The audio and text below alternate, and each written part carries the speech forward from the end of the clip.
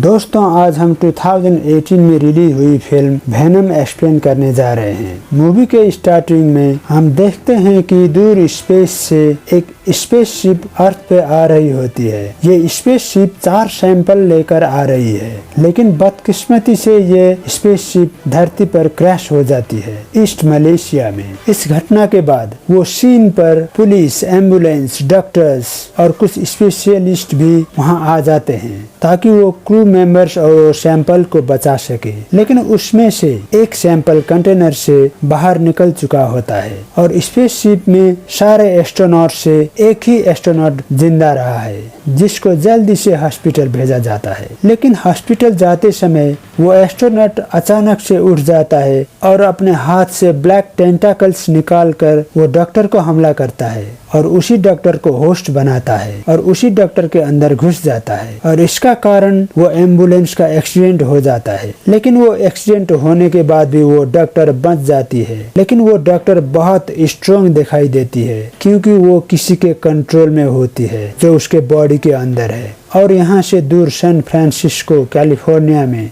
एक journalist Eddie Brock को दिखाया जाता है जो एक इन्वेस्टिगेटर रिपोर्टर होता है। और अब एडी के बॉस एडी को कार्लटन ड्रेक, जो लाइफ फाउंडेशन का सीईओ है, उसका इंटरव्यू लेने के लिए बोलता है। इंटरव्यू में जाने से पहले वो अपने गर्लफ्रेंड, जो कि लाइफ फाउंडेशन में ही काम करती है, उसके लैपटॉप में से कुछ सीक्रेट इंफॉर्मेशन ले लेता है और इसके बाद इंटरव्यू के लिए जाता है। लेकिन वो इंटरव्यू के टाइम ड्रेक को आरोप लगाता है कि वो लोगों पर इलीगली मेडिसिन टेस्ट करता है, जिसको सुनने के बाद ड्रेक एडी पर गुस्सा हो जाता है और इंटरव्यू स्टॉप कर देता है और इसी वजह से एडी को जॉब से निकाल दिया जाता है और उसकी गर्लफ्रेंड एन को भी लाइफ फाउंडेशन से निकाल दिया जाता है। इसके कारण एन एडी के साथ ब्रेकअप कर लेती है और इस तरह उनका रिलेशन टूट जाता है। और उसी रात ड्रेक के पास वो बाकी 3 सैंपल पहुंच जाते हैं जो स्पेसशिप से लाए गए थे एक एक्सपेरिमेंट के लिए।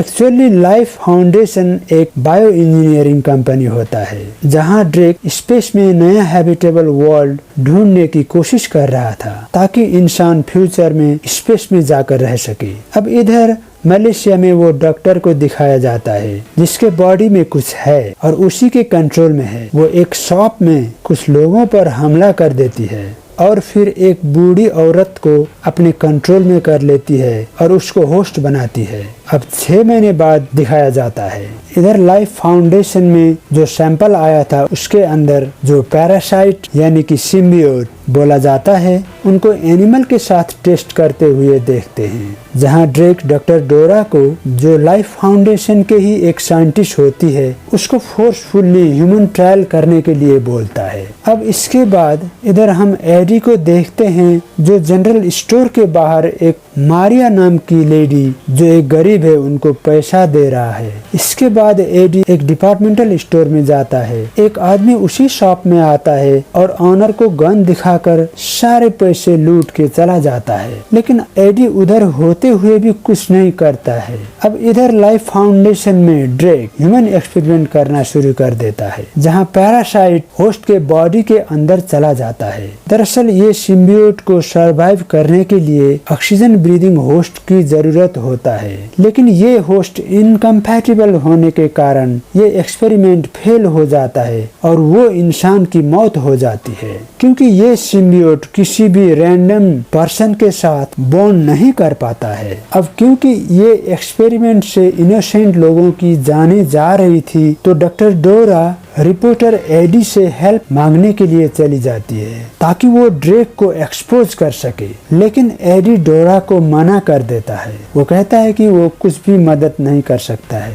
और इसके बाद एडी एन के घर के बाहर चला जाता है क्योंकि वो उसे बहुत मिस करता था, लेकिन एन उसे ज्यादा बात नहीं करती है और एन उनके नए बॉयफ्रेंड के साथ अंदर चली जाती है। और इसके बाद एडी डॉक्टर डोरा से बात करता है और हेल्प करने के लिए राजी हो जाता है। इसके बाद प्रूफ्स लेने के लिए एडी और डॉक्टर डोरा लाइफ फाउंडेशन में छुप के चले जाते हैं और डोरा एडी को बताती है कि उन्हें स्पेस में एक कॉमेट से 3 सिम्बियोट्स मिला हुआ है जिनको अर्थ पर लाया गया है एक्सपेरिमेंट करने के लिए। अब मेन लैब में जाते समय वहाँ गार्ड्स आ जाने के कारण वो दोनों अलग हो जाते हैं और एडी लैब में अकेले फोटो लेने लगता है। उसी टाइम पर एडी वही मारिया को एक रूम पर बंद हालत में देखता है और वो चिल्ला रही थी कि हमको यहाँ से बचाओ और उसे बाहर निकालने के लिए रूम का ग्लास तोड़ डालता है। लेकिन मारिया वो पैरासाइट का कारण एडी का गला दबाती है, जहाँ देखते ही देखते मारिया के अंदर से सिम्बियोट एडी के अंदर चला जाता है और मारिया मर जाती है। अब अलार्म बजने के कारण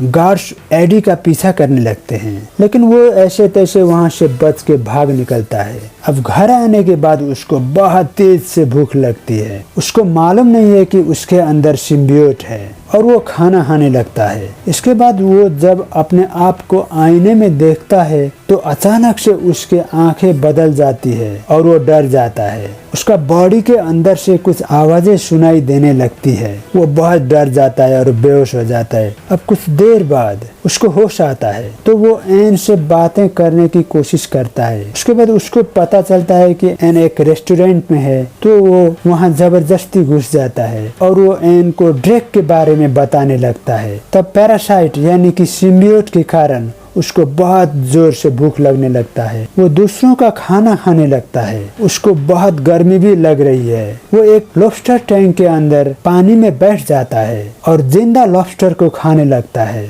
और वहाँ एन के साथ उसका बॉयफ्रेंड डॉक्टर डैन भी होता है। तो डॉक्टर डैन एडी का चेकअप करवाने के लिए अपने साथ हॉस्पिटल लेकर जाता है। अब हॉस्पिटल में एमआरआई स्कैन करते वक्त एडी का बॉडी के अंदर का सिम्बियोट अजीब सा रिएक्ट करने लगता है। एडी को बहुत पेन होता है। तब डैन एमआरआई स्कैन को रोक देता है और अब टेस्ट रिजल्ट आने तक डैन एडी को घर जाने के लिए बोलता है। और अब घर पहुंचने के बाद एडी को अपने पड़ोसन के रूम में से बहुत हाई फ्रीक्वेंसी की आवाज आने लगती है। और अब क्योंकि हाई फ्रीक्वेंसी और फायर से सिम्बियोट हॉट होता है, तब वो पैरासाइट गुस्सा हो जाता है और वो पड़ोसन को तरसाता है। अब इधर ड्रेक को दिखाया जाता है जिसको सब कुछ पता चल गया होता है कि डोरा ने ही मदद किया है किसी को लैब के अंदर घुसने में, क्योंकि उसका एक सिम्बियोट खो गया है। वो अपना सिम्बियोट वापस पाने के लिए डोरा से सब कुछ सच उगलवा लेता है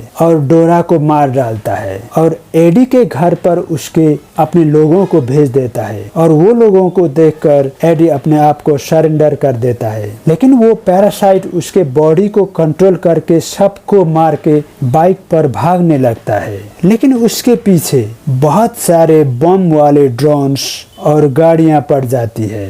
लेकिन वो पैरासाइट के मदद से सबसे बचकर वहां से निकल जाता है। तभी वो एक कार से टकरा जाता है और उसका हाथ और पैर भी टूट जाता है। लेकिन पैरासाइट तभी हील कर देता है और वो वहां से पानी में कूद कर भाग जाता है। और ये सब देखने के बाद ड्रेक को समझ आ जाता है कि एडी सिम्बियोट के साथ बॉन्ड बनाने में सक्सेसफुल हो चुका है। अब इधर बहुत दूर वो पैरासाइट एडी का बॉडी से बाहर आकर उसको बताता है कि उसका नाम वेनम है और एडी से डील करता है अगर वो कोऑपरेट करेगा तो वो उसको जिंदा रखेगा, वरना उसके लिए अच्छा नहीं होगा। इधर दूसरी तरफ हम वो मलेशिया का मिसिंग सिम्बियोट को देखते हैं जो रैंडम ह्यूमंस के साथ बॉन्ड बनाते हुए मलेशिया से यूनाइटेड स्टेट्स तक पहुंच जाता है। अब इधर एडी के मेडिकल रिपोर्ट्स आने के बाद एन एडी से कांटेक्ट करती है, लेकिन एडी उसको दूर रहने के लिए बोलता है। इसके बाद एडी उसके पुराने ऑफिस पर चला जाता है, लेकिन वहाँ उसके पुराने दोस्त रिचर्ड उसको अंदर घुसने के लिए नहीं देता है, लेकिन वेनम उसको मदद करता है। इसके बाद एडी उसके एक्स बॉस के कैबिन में जाता है और लाइफ फाउंडेशन के खिलाफ जो प्रूफ उसने इकट्ठा किए थे वो उधर ही रख के आता है। लेकिन बाहर जाते टाइम वहाँ स्पेशल फोर्स आ जाती है और उसे घेर लिया जाता है। एडी उन्हें वार्निंग भी देता है, लेकिन वो स्पेशल फोर्स उसको हमला करने लगते हैं और अब उनसे बचने के लिए एडी वेनम की मदद लेता है और उनको मारने लगता है। और वो सबको मारने के बाद जब वो सोल्जर को खाने वाला था तभी वहाँ एन आ जाती है और सब कुछ देख लेती है। इसके बाद एडी उसको समझाने की कोशिश करता है कि वो एक पैरासाइट यानी कि सिम्बियोट से इन्फेक्टेड है। और इसके बाद एन एडी को क्योर करने के लिए उसको डैन के हॉस्पिटल में लेकर जाती है। लेकिन वहाँ उन्हें एडी के रिपोर्ट से पता चलता है कि पैरासाइट की वजह से एडी के सारे ऑर्गन्स डैमेज हो रहा है और जिसकी वजह से वो मर भी सकता है। तब एडी को वेनम का आवाज आता है जो कहता है कि जो उसका ऑर्गन डैमेज फिक्स कर सकता है। पर तभी एन एमआरआई मशीन को ऑन कर देती है जिसके लाउड फ्रीक्वेंसी से वेनम एडी से सेपरेट हो जाता है। पर वेनम वहाँ से एक एसी वेंट के जरिए बाहर निकलकर एक डॉग के अंदर चला जाता है और एडी को ढूंढने लगता है। और इधर वो मलेशिया का सिम्बियोट जो एक बच्ची को होस्ट बना रहा होता है वो ड्रेक के पास जाती है और वो बच्ची से पैरासाइट निकलता है और वो ड्रेक के अंदर चला जाता है। और इधर एडी को ड्रेक के लोग पकड़ लेते हैं और उसको लैब में लेकर आते हैं जहां एडी को पता चलता है कि ड्रेक के अंदर भी एक सिम्बियोट है। रायट नाम की एक पैरासाइट है जो बहुत ही स्ट्रॉन्ग है और वो वेनम का लोकेशन जानना चाहता है। लेकिन एडी उसको कुछ भी नहीं बताता है जिसके कारण ड्रेक के लोग उसको मारने के लिए जंगल में लेकर जाते हैं। और इधर वेनम उस डॉग से निकलकर एन के अंदर चला जाता है और यहाँ जंगल में एडी को बचाता है। इसके बाद वेनम एन के बॉडी से निकलकर एडी के बॉडी में घुस जाता है और वेनम बताता है कि वो एडी के साथ अर्थ पर रहना चाहता है क्योंकि उसको अब ये जगह पसंद आने लगी है। और एडी के साथ बॉन्डिंग के बाद उसका नजरिया भी बहुत बदल चुका है और इसीलिए अब वो अर्थ को बचाना चाहता है। इसके बाद वो लोग ड्रेक और रायट के प्लान को रोकने के लिए चले जाते हैं जिससे ड्रेक और रायट दूसरे सिम्बियोट को अर्थ पर न ले आ पाए। अब इधर ड्रेक स्पेसशिप को लॉन्च करने के लिए काउंटडाउन शुरू कर देता है। ड्रेक का प्लान है स्पेस में जाकर और भी सिम्बियोट्स अर्थ पर लेकर आना और वो खुद स्पेसशिप चलाने का फैसला भी करता है। तभी उसको रोकने के लिए एक आदमी उसका अगेंस्ट जाता भी है लेकिन रायट वहाँ लोगों को मार डालता है। अब इसके बाद रायट जब स्पेसशिप के पास जा रहा होता है तब वेनम वहाँ आ जाता है और उससे रोकने की कोशिश भी करता है। लेकिन दोनों के स्ट्रेंथ में डिफरेंस होने के कारण से रायट उसके अंदर एब्जर्व करने की कोशिश भी करता है। लेकिन तभी एन वहाँ कंट्रोल रूम में आ जाती है और वहाँ हाई फ्रीक्वेंसी वाली साउंड को ऑन कर देती है जिससे वहाँ रायट और वेनम दोनों अपने अपने होस्ट से अलग होके नीचे गिर जाते हैं। अब प्लान फेल करने के लिए एडी ड्रेक से फाइट करने लगता है लेकिन रायट को ड्रेक के पास जाने के लिए मौका मिलता है और वो एडी पर हमला कर देता है। और इसके बाद रायट स्पेसशिप के अंदर चला जाता है। तभी पीछे से वेनम धीरे से एडी को हील कर देता है और रायट के वेपन से स्पेसशिप को डिस्ट्रॉय कर देता है और बहुत बड़ा एक्सप्लोजन से रायट और ड्रेक मर जाते हैं। लेकिन इधर एडी को ब्लास्ट से बचाने के लिए वेनम खुद को सेक्रीफाइस कर देता है और उसे गुड बाय बोल देता है। अब इस घटना के बाद एडी एन से मिल रहा होता है जहां वो दोनों वेनम के बारे में बातें कर रहे होते हैं और इसी बीच हम एडी के अंदर वेनम का आवाज सुन पाते हैं। इसका मतलब ये है कि वेनम जिंदा है और वो भी इस हादसे से बच गया था। लेकिन ये बात एडी एन को नहीं बताता है और उसे छुपा कर रखता है। और इसके बाद मूवी के लास्ट में एडी वेनम को कुछ रूल्स बताता है जहां वेनम सिर्फ बुरे लोगों को मार सकता है और बहुत कम चांस है कि वो उन्हें खा सकता है। और उसके बाद एडी मिसेस चैन के वही डिपार्टमेंटल स्टोर में जाता है जहां वही पुराना एक लुटेरा आता है और वो चैन से पैसा मांग रहा है। लेकिन इस बार एडी चुपचाप नहीं रहता है, वो वेनम उसके पास जाता है और उसको खा कर निकल जाता है। तो चलिए दोस्तों, आपको वीडियो कैसी लगी? अच्छी लगी तो लाइक, कमेंट और सब्सक्राइब ज़रूर करें और आपको अच्छी नहीं लगी तो हमें कमेंट सेक्शन में बताएं और सजेस्ट करें।